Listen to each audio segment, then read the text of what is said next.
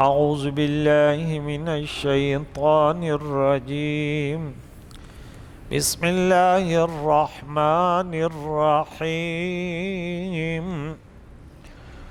والذين إذا فعلوا فاحشة أو ظلموا أنفسهم ذكروا الله فاستغفروا لذنوبهم ومن يغفر الذنوب إلا الله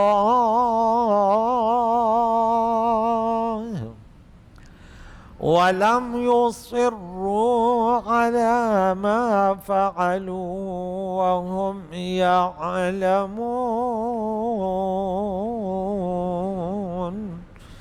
صدق اللہ العظیم۔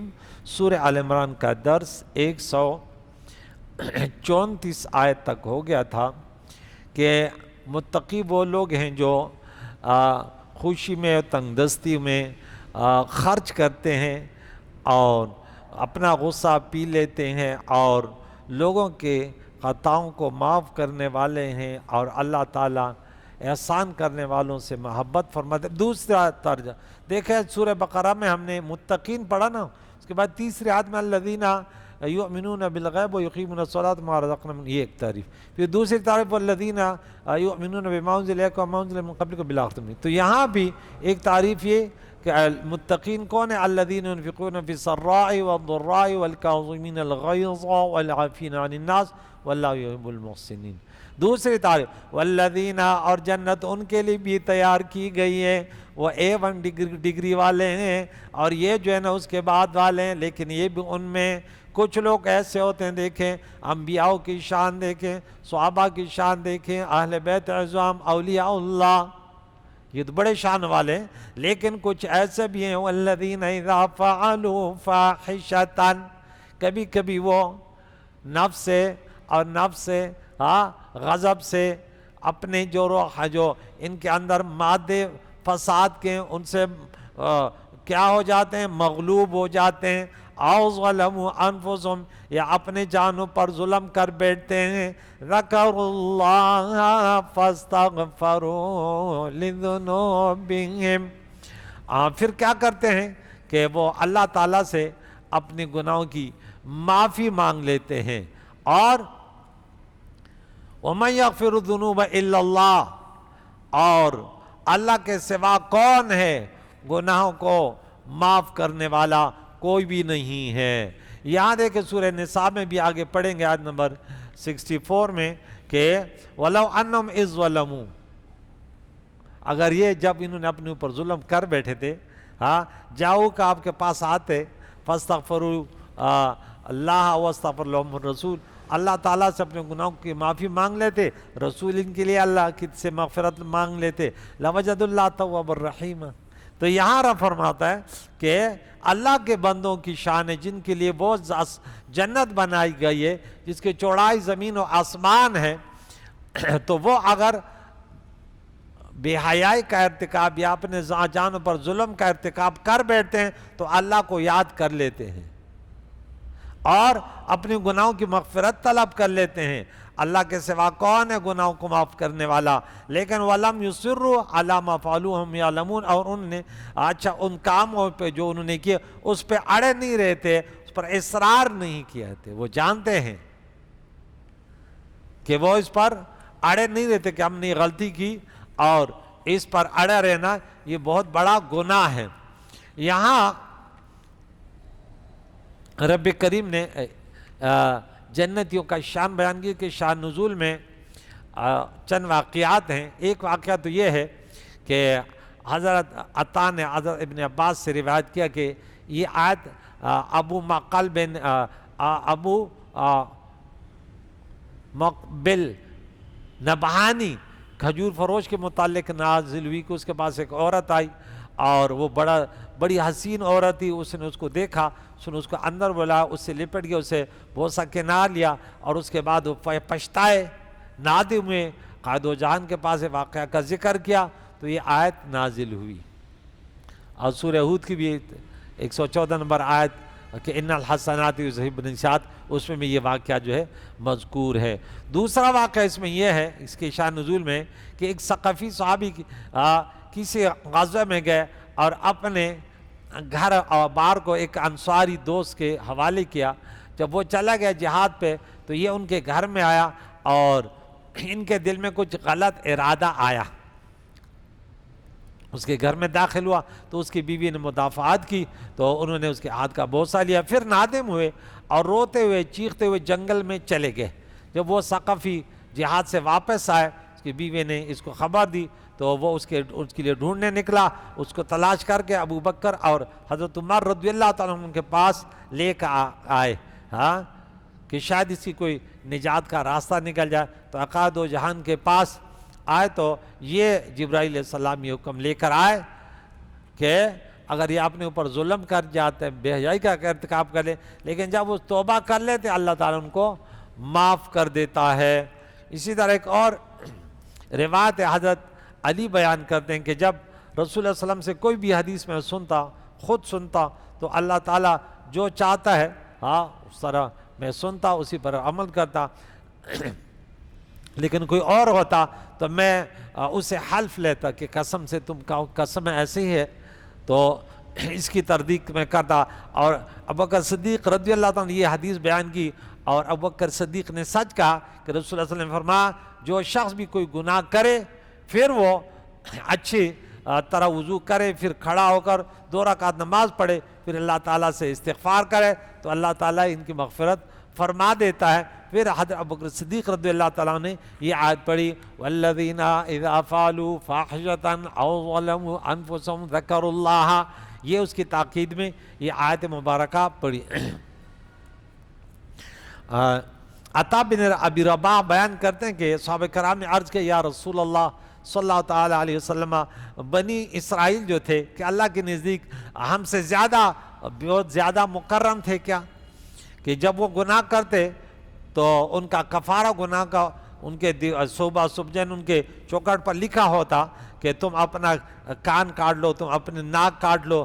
حضور علیہ السلام خاموش رہے، تب یہ آیت نازل ہوئی کہ وَلَوْ أَنَّهُمْ إِذْ ظَلَمُوا، نہیں وَالَّذِينَ إِذَا فَعَلُوا فَاحِشَةً أَوْ ظَلَمُوا أَنفُسَهُمْ، صرف سورہ دیکھیں توبہ کا یہ بہت وسیع موضوع ہے کہ دیکھیں جہاں بھی ابھی سورہ نساء میں بھی آ رہا ہے، یہاں بھی سورہ بقرہ میں ہم نے پڑھا، اور آگے سورہ اس پہ جو ہے فرقان میں 70 نمبر آیت جو ہے کہ وہاں اس سے پہلے 68 نمبر آیت میں کہ میرے بندے شرک نہیں کرتے، قتل نہیں کرتے، بدکاری نہیں کرتے، اور آگے فرمایا جو اس کا ارتکاب کرے گا تو ان گناہوں کی سزا تو ملے گی، لیکن الا من تاب وآمن وعمل عملا صالحا فاولئک یبدل اللہ سیئاتہم حسنات۔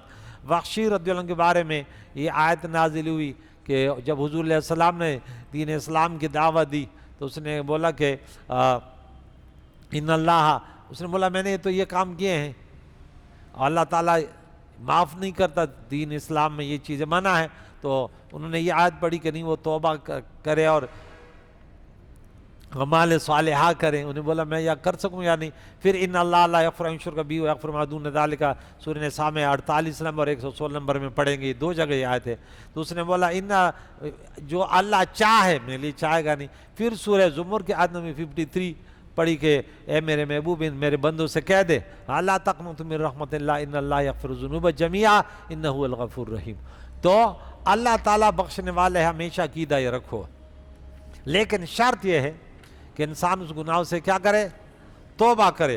اگر توبہ نہ کرے پھر اللہ کی مرضی ہے کہ انہیں بخشے یا ان کو سزا دے۔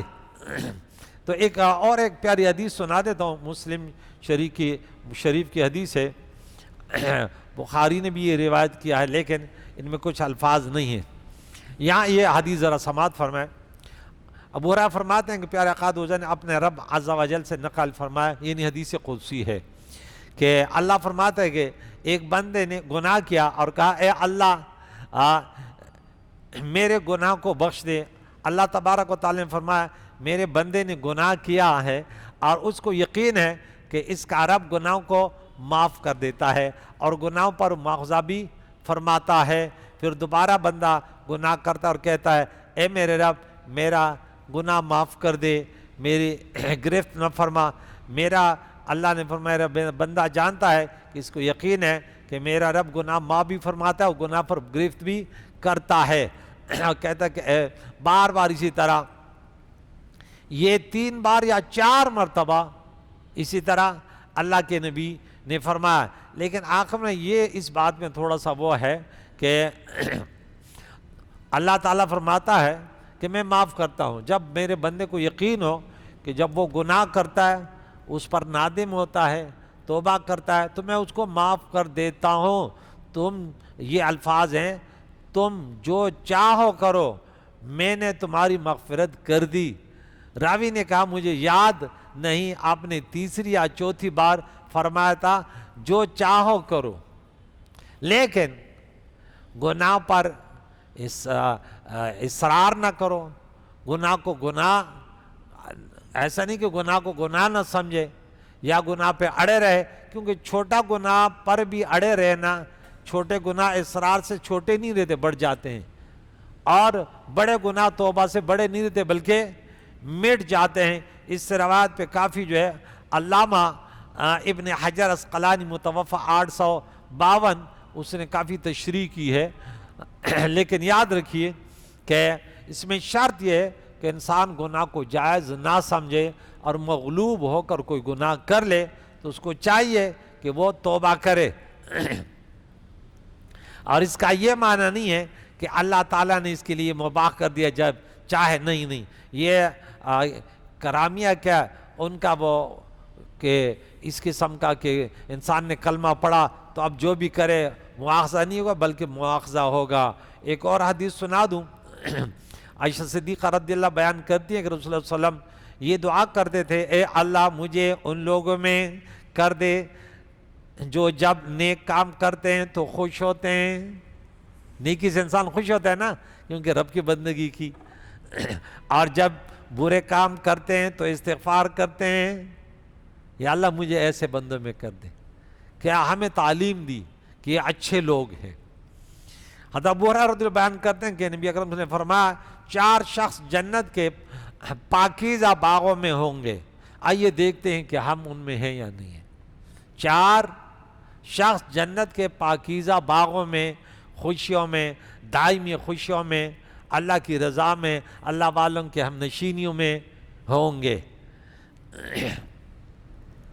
جو شخص لا الہ الا اللہ پر مضبوط اعتقاد رکھے، ایسے نہیں کہ زبان پہ لا الہ الا اللہ پڑھا اور ادھر کسی اور کو جو ہے نا حقیقی مشکل کو شاہ جان دیا۔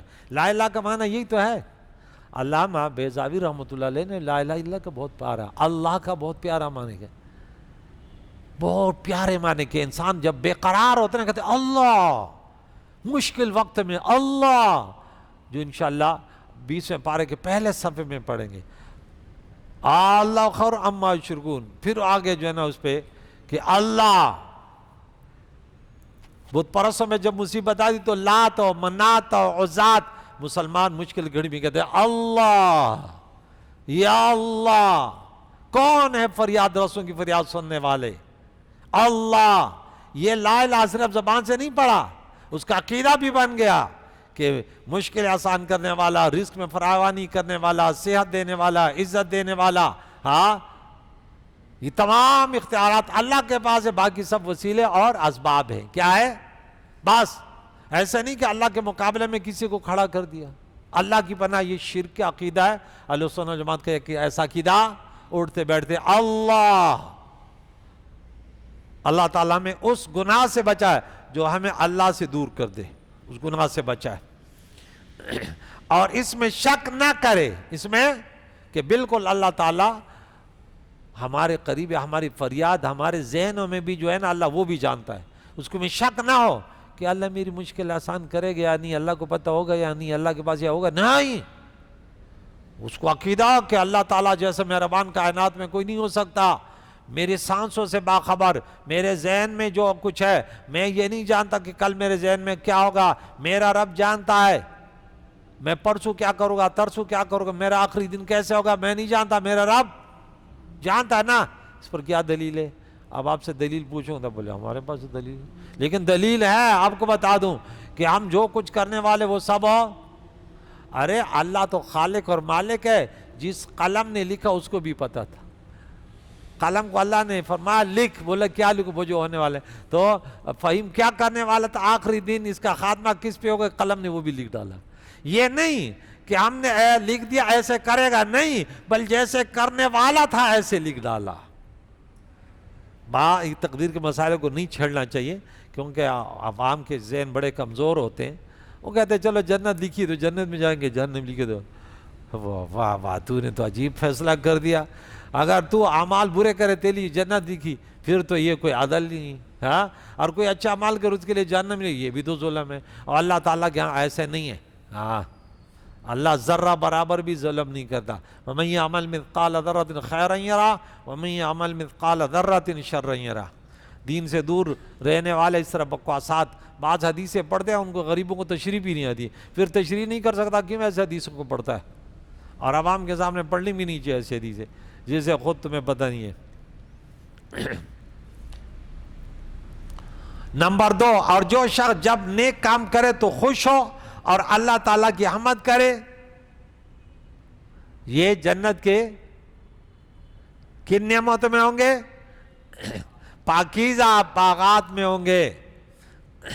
اور جب کوئی برا کام کرے تو غمگین ہو، میرے نبی نے فرمایا جب تمہاری برائی تمہیں غمزدہ کر دے، تمہاری نیکی تمہیں خوش کر دے، فانت مؤمن، تو مسلمان ہے، صبح کی نماز قضا ہو گئی تو تیرے آنسو بہنے لگے تو بولا میں مسلمان ہوں، توبہ کر کے قضا بھی لوٹا لینا، ایسے نہیں جانگڑے صحیح ٹائم پہ اٹھا، ابھی 12 بجے دکان پہ جانا ہے، اب 11:45 بجے اٹھا، صحیح پہنچ جاؤں گا۔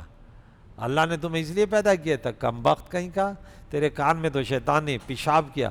اللہ والے ایسے لوگوں کے پاس بیٹھتے ہیں تو بدبو آتی ہے، ایسے لوگوں کی شیطان کی پیشاب کی بدبو، گندے لوگوں بے نمازیوں سے اتنی بدبو آتی ہے، ہاں، اللہ والے فرشتے یہ سب ان کے بدبو سے، کیوں؟ جب انسان کے پیشاب میں اتنی بدبو ہے تو شیطان کے پیشاب تو پھر بے نمازی۔ اللہ سب مسلمانوں کو سچے پکے نمازی بنا دے، اور اللہ سے استغفار کرے، جب وہ اچھا کام کرے تو کیا کرے، خوش ہو اور اس پر اللہ کی حمد کرے۔ نمبر 3، جب برا کام کرے تو نادم ہو اور پشیمان ہو اور استغفار کرے، استغفار کے معنی توبہ کرے۔ آخری بات، اور وہ شخص جب اسے کوئی مصیبت پہنچے تو کہے اِنَّا لِلَّهِ وَإِنَّا إِلَيْهِ رَاجِعُونَ، سورہ بقرہ میں آیت نمبر 156 میں پڑھ چکے ہیں، کتنے میں؟ اِنَّا لِلَّهِ وَإِنَّا إِلَيْهِ رَاجِعُونَ۔ کتنی پیاری پیاری باتیں ہیں، ہاں، جب بھی کوئی مشکل آئے تو یہ پڑھا کرو۔ اور آگے بھی حدیث مبارکہ ہے مسلم شریف کے، اللہم اجرنی فی مصیبتی واخلف لی خیرا منہا۔ اس بھائی کو بھی میں نے ایک وظیفہ دیا تھا، پتہ نہیں اس نے پڑھا تھا نہیں پڑھا تھا، یاد ہی نہیں ہوگا، یاد تھا؟ کوئی بھی آپ سے کوئی چیز چوری ہو گئی، کوئی مصیبت، آپ دل سے پڑھیں۔ ام سلمہ رضی اللہ تعالی عنہا فرماتی ہے جب ابو سلمہ یعنی اس کے شوہر کا انتقال ہوا تو میں نے انا للہ پڑھا، پھر میں نے کہا میرے شوہر جیسے کون ہو سکتا ہے، اس نے تو حبشہ کی بھی طرح ہجرت کیا، پھر ادھر بھی ہجرت کی اس نے، لیکن پھر بھی میں نے یہ پڑھ لی یہ دعا، انا للہ و انا الیہ راجعون، اللہم اجرنی فی مصیبتی واخلف لی خیرا منہا، تو وہ امہات المؤمنین بن گئی حضور علیہ السلام کے نکاح میں۔ لیکن عقیدہ تھا، صحابہ کی تو شان ہی کچھ اور ہے۔ اب اگر زبان سے پڑھیں، ایک شخص تھا، بہت پہلے کی بات ہے، میں اس وقت پڑھ رہا تھا، اس کی گاڑی چوری ہو گئی، میں ان کے گھر میں پڑھاتا تھا، بولا کوئی وظیفہ، میں نے بولا یہ وظیفہ پڑھے۔ ایک ہفتہ کے بعد بولا وہ گاڑی مل گئی، میں نے بولا کہاں تھی، بولے ایک جگہ پہ کھڑی ہوئی تھی، ہم لے آئے۔ میں نے بولا دل سے پڑھو گے جیسے بھی آپ کو یاد ہے، ایک ٹائم نہیں، اور جعلی پیروں کے پاس بھی نہیں جاننا کہ ناخون میں دیکھ لے، اور میں نے بولا کیا دماغ خراب کرتا ہے، کتوں کو لے اور ہمارے کے پی کے میں ایسے ہوا، میں نے بولا لگتا ہے کسی ایسے نسلوں سے، تو انسان ہے تو عالم دین کے پاس آپ جب چوری ہونے کی کیا کروں، وہ عالم تمہیں فت سے بتائے گا، تو کتوں کے پاس آتا ہے کیا، انسان نہیں ہے تو، کتوں کا محتاج ہو گیا تو، علماء کا تو محتاج ہے. قرآن کہتا ہے فصل علماء سے پوچھو نا میری چوری ہو گئی کیا ہے. آنن فانن 2 منٹ نہیں لگے تیرے مسئلے میں. تو جا رہا ہے پولیس والے کے جا رہا ہے, وہ کہتے کتے لیا, اور پھر اس کے کان میں کہتے اتنے پیسے دوں گا فلاں کو گرفتار کرنے. اللہ دا چوری بھی ہو گئی اور اللہ کا بھی مجرم ہو گیا, تیرا تو عقیدہ ہی ختم ہو گیا. ہاں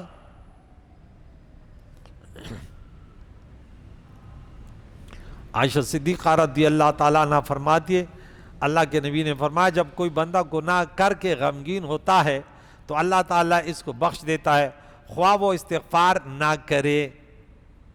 غمگین ہونا تو اصل تو انا تو توبتن, اصل تو یہی. تو ایک واقعہ ہم سناتے ہیں, یا ایک مولانا نے سنا, میں نے بولے حضور واقعہ گزرا سمجھ کے پڑھا کریں, ایسے نہیں کہ تو ایسے بیان کرے کہ لوگوں کو گناہ پر برانگیختہ کر دیا. تو بولے ایک شخص نے, وہ واقعہ بڑا مشہور ہے, 99 قتل کیے پھر ایک اور کو بھی قتل کر دیا. تو پھر اس نے بولا چلو, ایک نے کہا جو اللہ والے ان کی طرف چلو, وہ چل دیا تو راستے میں موت آ گئی.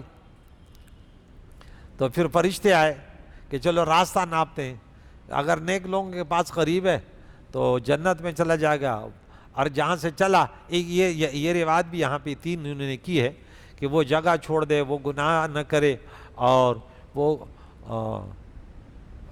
پشیماں ہو اور وہ گناہ نہ کرے اور وہاں وہ جگہ بھی چھوڑ دے. تو بولے آخری 2 باتیں جو ہیں یہ مستحب ہے. اور یہ یہاں یہ لکھا ہے دیکھیں, عبداللہ ابن مسعود رضی اللہ عنہ فرماتے ہیں مرفوعاً یہ روایت ہے کہ ندامت توبہ ہے. کیا ندامت اصل توبہ ہے,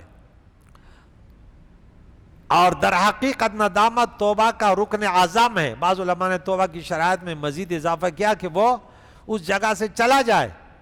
وہ اللہ والا وہ وہاں سے چل دیا تھا نا فرشتوں نے, پھر وہ راستہ ناپا تھا, لیکن وہ اللہ والوں کے قریب تھا.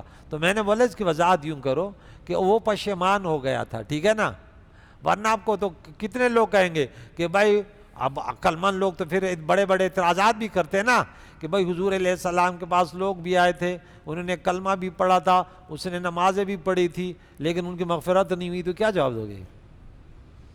کیوں؟ وہ آئے تھے بولو لیکن ندامت نہیں تھی. وہ جو اللہ والوں کے پاس جا رہا تھا وہ نادم ہوا تھا, کس پہ؟ گناہوں پر. یہ برکت یہ ندامت توبہ ہے. رب نے اعلان کیا میں غفار ہوں ان کے لیے جو توبہ کرے, انی غفار لمن تاب وآمن وعمل صالحا ثم اہتدی. تو میں نے بولا تم یوں بات کرتا ہے کہ یوں لگ رہا ہے کہ بس نہیں, اگر دل میں کوئی 1000 مرتبہ توبہ کرے, جیسے ہمارے ہم مسلمان آنسو جمعہ کی نماز میں آنسو مارے, یا اللہ مجھے معاف کر دے لیکن صبح کی نماز نہیں پڑھوں گا, یا اللہ مجھے معاف کر دے لیکن پڑوسیوں سے تو دیکھوں گا, یا اللہ مجھے معاف کر دے میرے گناہ معاف کر دے, خاندان سے تو کبھی بھی صلہ رحمی نہیں کروں. تو بھائی تو کس کی معافی مانگتا ہے؟ یہ تو ہے تیرا توبہ. اس پر علماء نے لکھا جی تو جو توبہ کر رہا ہے یہ بھی, اس پر بھی تمہیں توبہ کرنا چاہیے کہ یہ بھی گناہ ہے جو تو کہہ رہا ہے. کس سے توبہ کر رہا ہے تو؟ کس سے استغفار کر رہا ہے؟ استغفار کے معنی کیا ہے؟ مغفرت طلب کرنا. کس سے کر رہے ہو کہ یہ نہیں کروں گا نا؟ میں نے شاگرد کو سزا دی کہ تو کیوں نہیں آیا, کہتے معاف کر دے. معنی کیا ہے؟ میں آئندہ آؤں گا. تو گناہ سے ندامت توبہ ہے نا کہ میں نہیں کروں گا بھائی, اس سے ہمیشہ بچوں گا. تو یہاں پہ یہ انہوں نے پھر لکھا کہ